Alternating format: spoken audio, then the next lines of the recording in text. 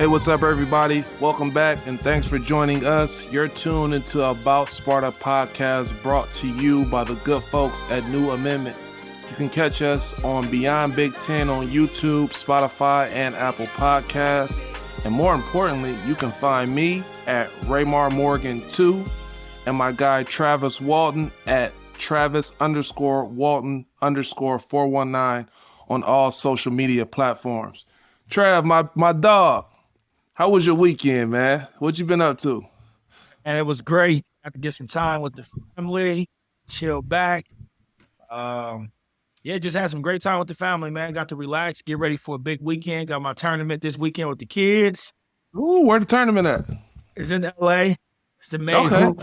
Okay. We got to go 2-on-1, Ray. 2-on-1 worse so we can make the finals, man. Hey, man. Hey, Wes, I meant to tell you this. Wes wanted me to tell you, hey, man, if Trav's son is available, man, we would love to have you, man. We would love to have you. Shout out to my day one friend, Wes, man. He's on the AAU circuit, man. He's doing actually pretty good for himself. But man, he was so excited on telling me, yeah, man, we would love to have him, man. So shout out to my guy Wes, man. My weekend was pretty simple, man. We didn't do too much, just chilled around the house trying to get this business up and going. So, in other words, man, let's get into it, man. On February 4th, the Spartans took on the Scarlet Knights for a second time this season, defeating the Knights just 2.5 weeks ago prior. With us having an idea on how this game would go, I felt confident at halftime being up 6. Trav, tell me your thoughts on how you felt we played. So I'm going to go back. I did some research, right? I think we talked about this a while ago, but I went back myself and looked. So in 2007, this reminded me of a 2007 game we played in, the Iowa game. When we played Iowa, and this is crazy, right? Because I didn't know this. At Iowa? Iowa. I didn't know that was your freshman year or sophomore year? It was 06, 07. It was your freshman year. Freshman year, yeah. I didn't know when we played Iowa, we were the number 6 team in the country. Are you serious? Yeah, we were 14-2, bro. So I'm looking at the stats and I'm like, wow, we were number 6 in the country. We were 14-2. Big Ten, we were 2-1. It was just starting in the Big Ten. Okay. Right? So I'm looking because I was like, this game reminded me of that 25-19 low scoring game, dog fight, right? It's just a slugfest, right? Going at it. So just some reference, the Iowa game, we were down 20-18 at halftime. The final score was 43-36 Iowa.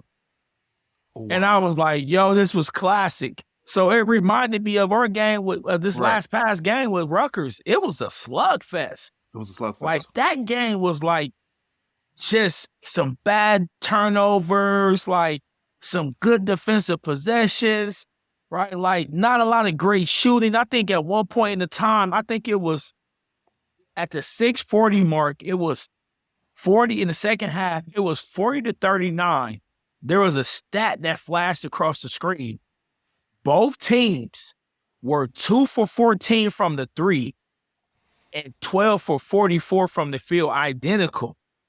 I was like, wow. It was to tell of the story, like of the game. It was a classic Big Ten slugfest. On top of, they were in the Garden. It was an amazing crowd. I did not know Rutgers traveled with that type of crowd, even though that was a home game for them. For that crowd to be the way that they were, I think the crowd was what helped them push it over. Yeah, for sure. Their crowd was into the game. So it was a slugfest. They ended up making some more plays than we did at the end, but it was just a real tough, classic Big Ten game. I gotta agree. I definitely think the crowd had a big part in the play with them getting the victory. I mean, we both played in the Garden at Michigan State, and we know how rowdy that crowd can get. So just with that edge on being on their side, I think it definitely helped them get the victory. But to me, man, it's just certain areas I think that we got to get better at, and I think one of those areas is just pace. I think we let them control the game. We played at their pace. They slowed it down. They played zone. They slowed us up. We didn't get into our offense till about 18 seconds. Get into the play about 18 seconds. So I think if we can up that pace a little bit from here on out, I think that'll definitely increase our chances on getting victories and being able to hold those victories even when winning at halftime. What would you say we need to do a better job in securing these victories when leading at halftime? Yeah, so like, okay, so I said at that 6:40 mark, it was 40-39, and then Rutgers hit a three, right? Made a three. At that point, it became a free throw contest, Yeah, right? They were getting to the free throw line. I think we missed 2 1-and-1s. we They did. came to the free throw line and they made their free throws. Then we were getting bad fouls, right? It was like became this, foul fest as well. So I think at the end of the games, and we made a couple mistakes defending the bigs, right? So if you think Yeah, we about did. defending bigs in the last few games, right, it's been tough when we're playing against a really good big that they can dump the ball down to. So I think it's just kind of balancing that out. Also making sure we're valuing every possession and getting a quality look, Yeah, right? Like, I think kind of like you said, where sometimes our offense can become stagnant and we're trying to figure out, where we're getting our offense from, right? And I think we have done it as a collective group this season. So I think it's kind of like really just understanding the quality shot that we want, right? Getting, quality possessions offensively and defensively. But I think these type of games continues to help prepare us for the tournament as right, we're moving forward. right. Because there's going to be these games, as you know, right? We've been there. Like, we're in that tournament. You got those quick turnarounds. And you gotta depend on your defense, and you have to depend on quality shots, quality possessions. So, as tough as this game was, I think these games help prepare us for the bigger picture, and For that's sure. heading to the tournament. You know what I'm saying? For sure, and I gotta agree with you on that. Especially because they play zone. I don't think we were ready for the zone, man. Rutgers usually doesn't go drop back in the zone. They're a great defensive team, so with them doing that, I think it threw us into a little bit of shock. Like, damn, these guys are falling back in zone with that athletic front court that they have, and it hurt us a little bit. So I think Izza definitely go back in the lab, fine tune some things, and definitely get ready for tournament time because we're definitely gonna see zone throughout the tournament if we make it. Yeah, and when you're not shooting as well, think about it. Like, and you know this, Exactly. when you're not shooting the ball well, and there's only so much you can run against a zone, right? For Like, sure. and I For know sure. this, right? Because I'm studying zone plays. Because in For sure. youth basketball, right? Everybody runs, right? 1-2-2, one No, three for sure. one, 2-3-3-2. Man to man is like a dinosaur, right? Like, Right. it's so I'm looking at zone plays all the time. Like, I'm like, there's not much you can run against the zone. Yeah. So in order to gain an advantage against the zone, you have to do what? You got to make shots, Yeah. right? And this game, we wasn't making shots. So all those things, when you're playing zone, the ball is moving, but you're not making shots. You got to get the ball on the inside. You got to have great interior passing. Like, all these things matter. And when you're playing against an athletic team that's moving, traditionally, right, like you said, they haven't done it a whole lot. But when they do it, if you when a team plays zone and you're not making shots, they stay in it. When you make shots, they have to get out of it. Got to. There was not a lot of shots being made. So No. they stuck where they were at, they stuck in their defense. Really quick, let's go over a couple of stats. Hauser ended up with 10-5, Walker 12-4. Malik Hall didn't shoot the ball particularly well. Ended up with 4 points, but man, did a hell of a job on the glass. Ended up with 13 rebounds and 3 assists. Akins, just being steady like he usually is, 9 points and 6 rebounds. We only had two guys in double figures, and so did Rutgers. But it just seemed like those guys' numbers came at a more critical time, and man, they just found a way to win. Cliff Amore, man, he struggled shooting the ball, but god damn, he still ended up with 15 and 12 at the end of the day. And then McCaughey ended up with 17 and 2, which he got a lot of his points from the strike. But with that environment, man, those guys, I got to tip my hat off to them. They found a way to win, and they rallied together, and they got it done. Yeah, so if you look at the Amari, man, he made some big plays in the block, right? It went back to what I said, like defending that big down low. Like he missed a couple shots, but he missed one time. I think he turned and missed a dunk, and it was an easy possession. He got he got hung, he got sprited. Yeah, he got sprited. Yeah. Those are tough plays because like they're looking for him. He's posting hard. He's fighting for position. There's only so much we can do when he's getting great position, right? And then McCall, my bad, go back. How you say the dude name? I thought it was like McCaughey or something like that. McCaughey. We'll redo it. So then when you look at the McCaughey guy, like he started to make some downhill plays. Yeah. And he was getting inside the paint. He was their emotional leader. He was bringing them through. Like when they were coming back and they were making some plays, like he was making big plays for them and he was getting the crowd involved. Like, so those type of things in these type of games where it's back and forth as a slugfest, you need a couple guys to step up and make a couple extra plays for you. And those two guys were the guys that made some big plays for him. For sure. Now, yesterday, we hosted a good Maryland team who was 16-7 and 7-5 in Big Ten play. A couple of spots above us. So this was a huge game for our confidence and our swagger. We needed this game and found a way to win. But more importantly, what I was impressed with was our start. I think I was impressed with that because I've been chirping about this week in and week out, and how much of a different team we are when we come out with our guns drawn, figuratively. What was the difference between yesterday's game versus Sunday's game against Rutgers? Well, a couple things. Maryland was coming in on a 4-game winning streak. We were coming in on a 2 losing streak. We needed this game. We needed it. And we came out blazing. 15-0 start. Whew. We spoke about this before. I think we spoke about this a couple sessions, ago. But the first play, and maybe this is something that coach and them got to really look at and see, like, who is going to get the first play to get us going.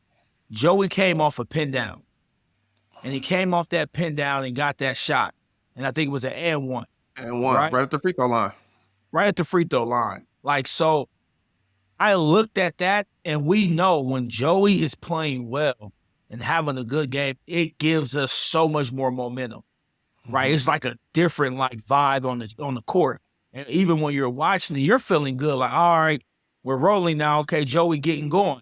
So I would really look at, are we looking to get, Joey or, Joey one of those shots, easy shots inside that free throw line, kind of look at those options before, first play of the game, second play of the game to kind of get him going.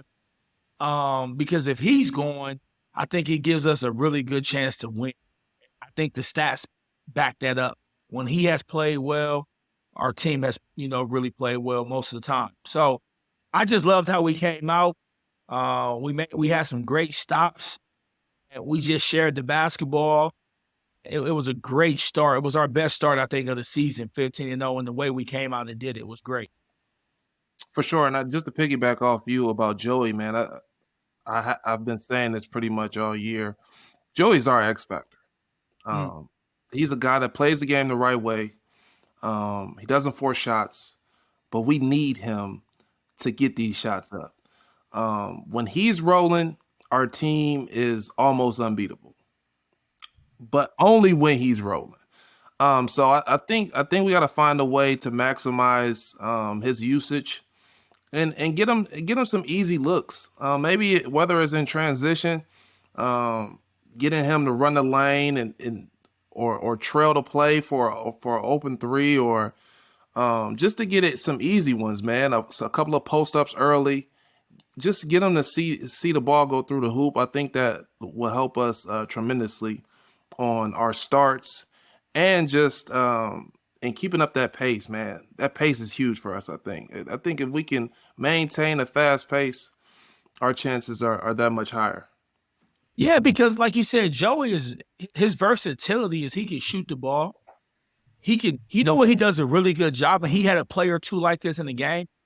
He's really good. And I love when bigger forwards, guards do this. I love when they drive and a guy cut them off and they turn to post you up. Yeah. Right? So he's really good at like driving one or two dribbles, posting you up, and then making the play there. Yeah, I love that. That's huge. He's got patience. Yeah, like so he has that's his versatility, right? He can shoot the pull up. He can come off the down screen. He can also post up in that like mid post area. He's not as good because Malik Hall does a really good job of this as well, right? But I would love to see Joey kind of get to some of those possessions a little bit more as when he's not rolling to go, okay, I can sweep it, get there and kind of get you in that little area, kind of developing that. I'm saying Malik has he had a fadeaway, he had a post-up spin fadeaway, which is his like go-to shot, which is big. I would love to see Joey kind of get to that as well because I feel like Joey got a little bit, like got the shoulder fakes, got the spins. And then the up and unders as well. Up and unders. He had a step. He came. Yeah. He was posting the guy up. He turned, he stepped, and he got fouled and it went off the glass. I think those plays are really good for him. I think those are different ways we can kind of get him involved in the game when we need to get some easy buckets. But also, shout out to AJ. You know, I thought AJ was close to having a triple-double, right? He had 8 points, assists, and 10 rebounds, a career high for him rebounding the basketball, right? And these are big things because we get out, we get to push the basketball, we create some tempo, we get some easy baskets, especially like as the game got going and they started to make their comeback, we had some transition buckets that were huge for us. Getting the ball out, getting shots early in transition is really big for us and always been big for us. You know what I'm saying? Yeah, shout out to young Andre Miller, man. Boy is playing well, man. 10, 8, and 8 is huge. And then, man, we got Mr. Neitzel 2.0, man. That's always doing his duty with 17 and 3. So these guys came to play. You could tell it was a different level of focus this game. You could tell we needed this game, and that's how they came out and started the game. So I was very proud of the guys, man, on getting this victory, a much needed win that we all know that we needed. Yeah, so think about this, Ray, right? I think so toward the end of the year, we're in the back end of our schedule. And now you're like looking at our team, okay? Yeah. And now you're like, roles are defined. Our identity, I'm not sure of our identity. I said that earlier before. I don't know what's the identity outside of veteran leadership, right? And like having vets. But I do know roles are being defined. And what are those? Right now, we know big bucket, make a play, scoring is Tyson. He's making big plays for us, right? He's making big shots. Guys are looking for him. There's times I think he can be way more aggressive, right? But he For naturally has sure. a point guard mentality. So For sure. He defers he a is lot. like, yeah, he's like dissecting and kind of figuring out like when he needs to score. But I think I'm looking forward to him as we're going further into this tournament. I'm looking for him to be in these 15 to 20 point games. Like we need him to consistently be there, right? So now we have identified, okay, Tyson is that guy.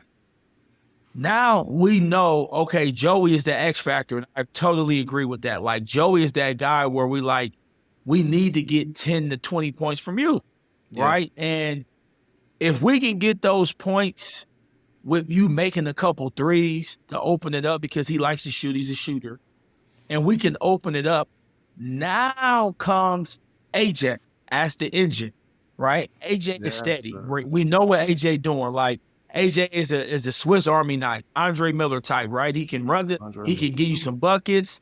He gonna pass. And hopefully this rebound, at 10 rebounds, it encourages him to get more rebound. Because he can rebound the ball. He's second in the Big Ten in assists. So we know he can pass the pill, right? He can pass. Then we look at Jaden, right? And Jaden becomes, right, 2.0 or 1A, 1B X factor, right? Making some plays. He's shooting the ball better. He's that kind of, again, another Swiss Army knife, just in a different way. Yeah. And the last piece to the puzzle from our offensive is now Malik Hall coming off the bench, in my opinion. So now I think we kind of understand the roles and where we at. And then you throw in a couple guys for a couple extra minutes. I think our big man rotation is starting to kind of like align a little bit, right? Where coach is like, all right, if Carson plays well, we're going to put him in. Or if Jackson plays well, we're going to keep him in. But Monty is the guy we're playing, those minutes, 20 to 25. So to sum it up, is like, as we're looking at it, I think we're starting to turn the corner as to personnel identity, right? We knowing what player is doing what, and this is going to be huge as we talked about February, March, Izzo months to really take a turn as a team. I agree. And like you said, I think it'll click for these guys as well. Especially for a guy like Tyson Walker. The later the season goes on, you start to see it. I think it's just a natural competitive thing where, okay, I need to step my game up. We're getting closer to March. It's time for me to be more aggressive, and it's time for me to turn it up a little bit. Everybody has that little, everybody has that exactly, that senioritis where, oh, well, damn, I don't know if this is going to be our last game or not. It's time that I need to do what I need to do to get these victories, and that's stepping up my play. So with that being said, man, let's go into the scouting report. Next, we have Ohio State. The team averages 75 points a game and dishing out about 12 assists per contest. They rebound actually the ball pretty well at 38 a game.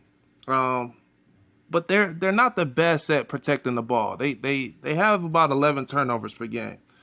But they have a stud at 4 freshmen. This guy, Sensabaugh, is the real deal.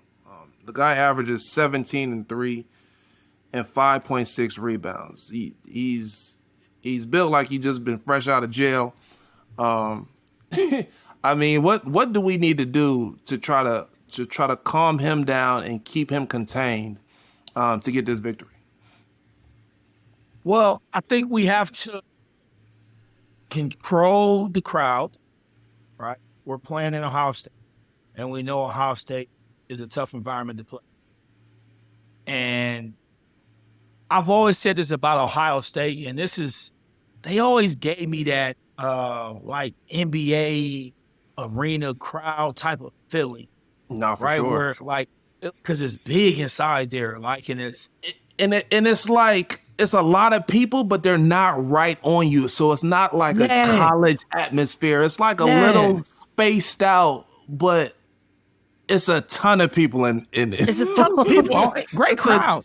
Great crowd. So I know exactly what you mean. Your family, like, right behind your bench, right? So you like, like, you can really, and I'm not sure if it's still like this, So they so close to our bench, you can hear your mama speaking. I can hear my mama talking. Yeah. So listen, this is funny, Ray. You remember, it wasn't my freshman year. I know we had it. My sophomore year, I think also. Your sophomore, my junior year, we changed how we were seated in the huddle.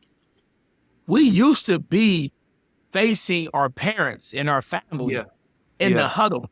So you could be coming to the bench and looking at your family. Yeah. No, for sure. Right. For sure. We end up changing it, how we were seated inside the huddle. Coach was like, whatever, he knew people were looking at their parents or boys, whatever. I used to look at my brothers and my family, right? Sure. Something going, I'm looking at, right? But they changed how the seating is. And I think the seating in the Breslin has also changed, right? Where your parents are sitting at. So you're not they're across from the bench now. Yeah, they're so on the they're opposite across. side. Yeah, but when you go to Ohio State, it used to be they're not across. You can see them now. So now you can have a different, it's different how they're seated. So now you can actually see your parents again. And I'm not sure how many arenas you go in where you can see your parents behind the bench. Behind the bench, yeah. So which can be good and it could be very bad. It can be very bad. It's challenging, right? So I don't think those things matter. Like, those are the small things that no one speaks about. That shit matters, bro. It does. It matters. What I said this yesterday to a parent, and I said, I low-key don't want to have parents in practice. And it was like, these kids 13, 14 years old. I said, because part of a kid development is learning how to separate car talk and what the coach is saying. Yeah. And that happens at every level, bro. No, for sure. Part of buying in as a player is understanding how to put what your parents and friends are saying to you, but also doing what you need to do for the team. Right? Yeah. So going into that is that's another thing you just have to deal with. It seems small and not big, but that's big, in its own way. So I think going into Ohio State, we need to manage the crowd because they're not playing as well this year. They're 3-9 in the Big Ten. So we have to go. We got to win this game. We got to go in. It's February. We're building some momentum. We just came off a good one. We got to come here. They have lost 4 straight games.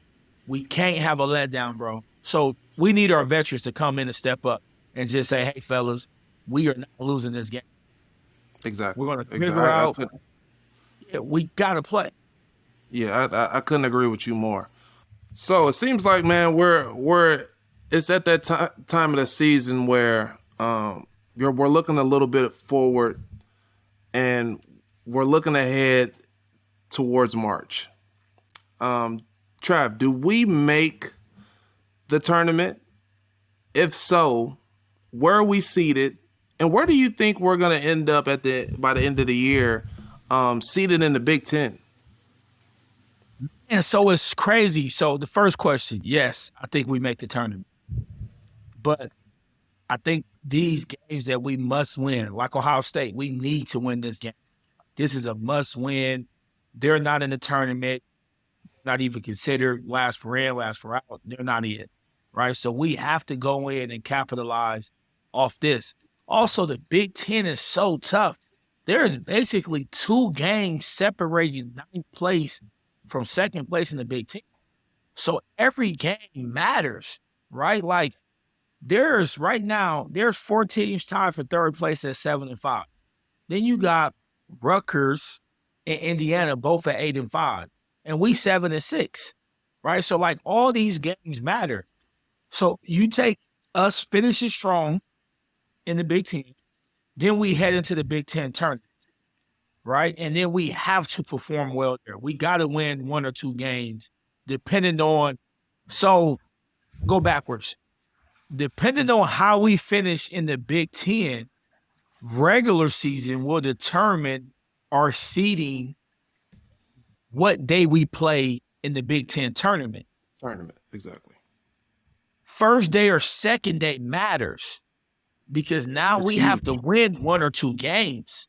So I It's huge. think we're in a good position to answer your question. I think we will make it. Where do I think we can be seated? We can be 7 through 10. They now have us in the latest bracketology. What's for us is it's not bad. We just got to get in. Denzel and Travis Trice, baby, you know that they made the Final Four as a 9 seed. So we just got to get in, Reese. We got to get in. Hey, man. I mean, at the end of the day, man, don't get it twisted. March is what we thrive on. All right. Coach steps his game up. The players step their game up. And we always find a way to win. So whether we're 7, 10, 12th, I don't think anybody really wants to see us in that first round. Just with our versatility and our depth, and us finally starting to put the pieces together and with guys knowing their roles, I think we could be a very dangerous team. And I think we can upset a lot of people. Like you said, we're 9th, and I think they have us. They're predicting us to play Missouri. I like our chances, man. I'm just gonna say that I like our chances. I'm not gonna say anything. I'm not gonna see what it, but I like our chances versus Missouri. So I'm looking forward to March, man. It's about that time of the season, man. And Ray, think about this, right? There's not a dominant college team. Like there's not one team. Gonzaga was number 1, number 2 at the beginning of the year. Kentucky was top 5, top 10, beginning of the year. There's not a team that you go, I don't want to play them. So that works in our benefit, right? That works for us. For sure. As we always say, Coach always said this, you get me through the first game, I get you through the second game. For sure. So we're going to come prepared. Any team that plays us, beware. And the team that we potentially can play the second game, really beware. Because now we really see the greatness of Izzo. So, like you said, I ain't got no worry about us going into the tournament handling biz. My thing is finishing this season strong, getting wins. Again, we need to go win against Ohio State because they're a quality team. It's still the Big Ten. There is a quality victory.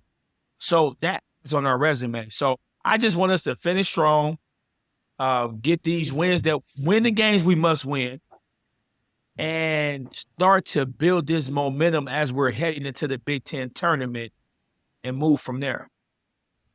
Yeah, man. Like we spoke on the bracketology, man. It's crazy because it has 8 teams in the Big Ten making the tournament, which is tied for first, I think, with the Big 12. So, man, that just tells you a lot about how competitive the Big Ten is this year alone. With that said, man, it is time for Word on Campus. Word on Trav, let them have it, Trav. Big money. Big money-ish. It is final. He has purchased final, baby. The Phoenix Suns and Phoenix Mercury. The deal is done. So, and he got 57% ownership of it. And he bought it for $2.2 billion. That's a rich man. Hey Matt, man. You know, if you looking for any scouts or anybody in the front office, man, I'm here, man. Hit my line, Call me, man. So call me, man. Jeez, call me, man. Ain't hard to find. At all, man. At all. But no, man, I think that's so incredible. Matt ended up, like I said, it got finalized. I know we talked about it earlier about him purchasing the team, but it didn't become final until the owners and the other people approved it. So big shouts out. It got approved on Friday, February 6th. I'm sorry. Big shout out. Approved Monday, February 6th. Get the dates right, Trav. Big shout out to Matt, man. Big shout out, man. So that was big time. Thought that was incredible for him. Oh, but before we leave, man, I got somebody I want to shout out. Now, we all know it's a lot of haters in the world today, Travis, that just do not want to see us shine. But I have to shout out our managers at Michigan State. Man, we just found out our managers are number 1 ranked team in the country. For those that don't know, these managers take the game of basketball serious. Oh, best in the land, brother. And they compete at a very high level every game versus other managers. And for us to be ranked number 1 in the country, that lets you know we got some hoopers. We got some hoopers. Shout out to the managers, man. I know they don't get the spotlight in the pub, and they continuously work behind the scenes. So, man, I felt that it was only right to shout out the managers and give them their 15 minutes of fame in the spotlight. Shout out to you guys, man. Keep doing your thing and keep going crazy on their ass. Hey, number 1 in the country. And I know they are having full practice, working on plays. Like, it's a serious deal. Like, it's big.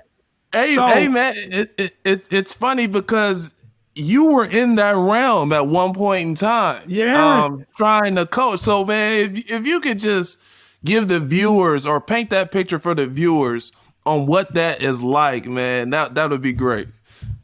Listen, it's real deal. Like, these guys are taking it serious. It's a great way to stay in shape, but it's also a great way to, like, you know what I always thought was great is that when you would see the managers play, we played Indiana one time.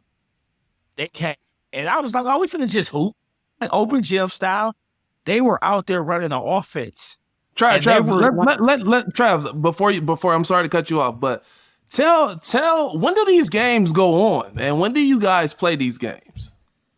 So it's normally the night before when they come in. They get to, we get to the gym. They already have everything set up, and they set it all up the night before, and they play each other the arena, practice facility, or on the main court. And like I said, when we played in Indiana, it was Seth Cooper. He's the head coach of Santa Cruz Warriors right now. And he was out there directing them, Tom Cream style. Yo, back screen, set a screen. And I was like, I wasn't ready for this. But it's a big deal, like man. He said, it's a big shout out, man, for them to be number 1 in the country. Number 1 in the country, I man. know right now. Hey, so this is funny. I know right now Izzo comes into the film room and goes, hey, I need to recruit some different guys. Maybe I need to get them uniforms. Hey, man, put on this penny, man. Suit up real quick for a couple of plays. You on scout team today. You on scout team. He's a scout team All-American. That's funny, man. That's funny, man. So shout out to these guys, man. And that has been another episode at About Sparta. Thank you guys for joining in, and we will see you guys soon. Beyond the Big Ten is a network of podcasts that aims to be your go-to resource for all things Big Ten. We cover the entire conference with shows hosted by ex-players and athletic alumni, aiming to be your go-to source of information and entertainment for your favorite team. Hosted by ex-Big Ten players, media, and insiders, our podcasts are focused on giving diehard fans and those alums an inside scoop about the teams and people that make the Big Ten Conference one of the most watched and most talked about conferences in sports. We're excited to talk Big Ten basketball with you wherever you may be. Subscribe now.